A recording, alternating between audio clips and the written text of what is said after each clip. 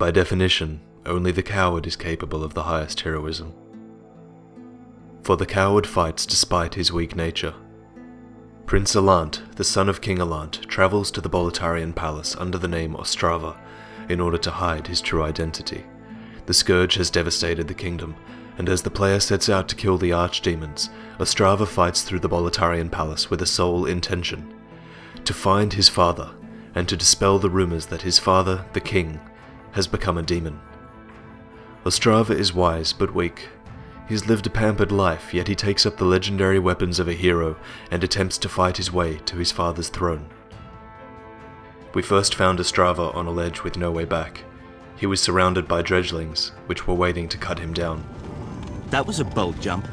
A surprise indeed. Well, now that you are here, pray thee, fend off these dredgelings.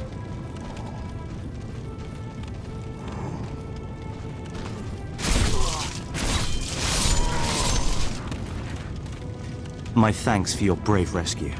I am Ostrava of Boletaria. We fought the dredgelings off as Ostrava watched. We can tell from the way he talks, he almost assumes it's our duty to rescue him. This will change, as Ostrava continues to discover how helpless he is in the world around him. Much of his time is spent within the Nexus. Like many others, he has trouble finding the courage to leave. Ostrava, like you, is bound to the Nexus. Die in human form, and you'll resurrect in an ethereal soul form. Demon souls allow you to keep your sanity while you're in this soul form, and a mature demon soul can restore your corporeal human form. But die in soul form and that's the end. You'll lose both your sanity and your life, resurrecting as a black phantom. That's why death is such a fearsome thing, that's why Ostrava is afraid to leave the Nexus. But he came here for a reason.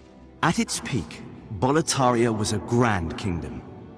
The king, his knights, and his subjects were modest and plain, but also steadfast and compassionate. In the distant southern kingdom, Boletaria was known as paradise on earth. But look at what has become of us now. I refuse to believe that this is what Father wished for our great land. Ostrava progresses slowly but surely, always in fear of losing his life but driven to reach his father's keep. With your help, what would have been impossible becomes a possibility. Over here! It's me, Ostrava! Look at me. Again surrounded by evil warriors. Could you, perhaps, help me one last time? Clear out the soldiers at the far end of this passage, if it pleases you. The Lord's Path, just down yonder, has degenerated into a feeding ground for flying dragons. Have your wits about you. Thank you. That makes twice. Thanks to you, I can now forge ahead. In Boletaria they speak of the two swords, Demonbrand and Soulbrand. One banishes that which befouls man, and the other banishes man himself. Dropped into the world along with the old one, they seem to symbolize the battle between man and his demons. Soulbrand, the sword that grows in power the more demonic the soul that wields it, is missing. Ostrava is getting closer and closer to his father. Could it be that his father took up that sword, the sword that banishes man? Help! Help! Soul-starved soldiers are after me.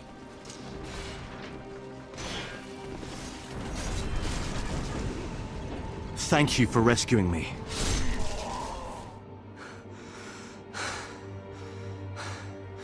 You saved my life. This is the third time I am truly indebted to you. I must go. My father, the king, awaits me just over there.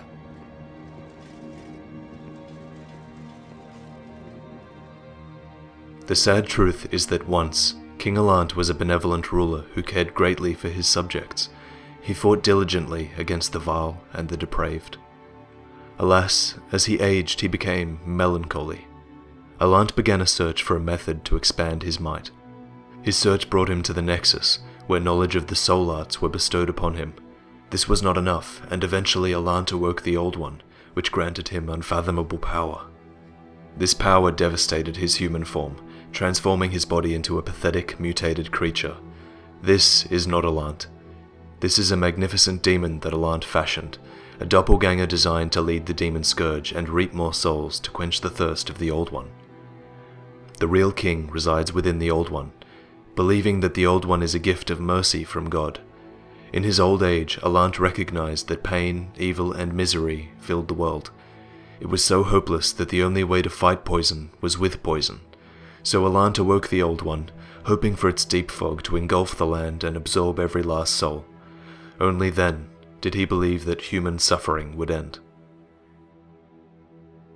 Despite all odds, Ostrava finally fights his way into his father's throne room, past the soldiers who have had their souls stolen, past the fat officials who torture and maim, past the dragons defending the king's keep, and up the final steps of his journey. Tragically, Prince Allant discovers that his father has in fact become a demon. This is not quite the truth, as the real Allant resides within the Old One, but either way, it is true that Allant, once a benevolent ruler, is indeed responsible for the demon scourge that wiped out humanity. Oh, it's you, is it? My father is up above. Well, what's left of him anyway? He's transformed into a fiendish demon. I began this quest in a search for truth, but it seems I was a fool to even try. Please, kill my father. In his degenerated state, he can only bring peril to the lands. This key fits the Boletaria mausoleum. Inside the mausoleum are my father's two swords, Soulbrand and Demonbrand. Use them to bring an end to this madness.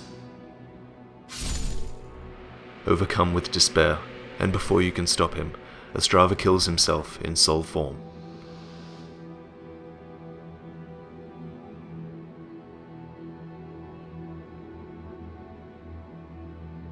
His black phantom appears shortly after.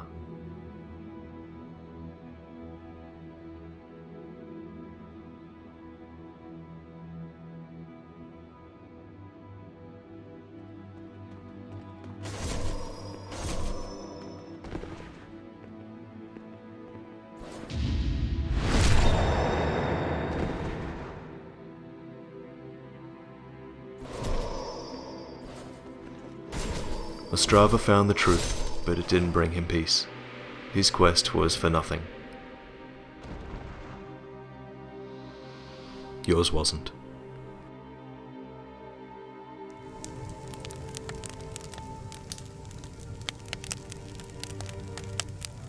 On the first day, man was granted a soul, and with it, clarity, for in man great potential was seen. Yet, on the second day, upon earth was planted an irrevocable poison, a soul-devouring demon. For, like the demon, man had an insatiable, destructive appetite for souls.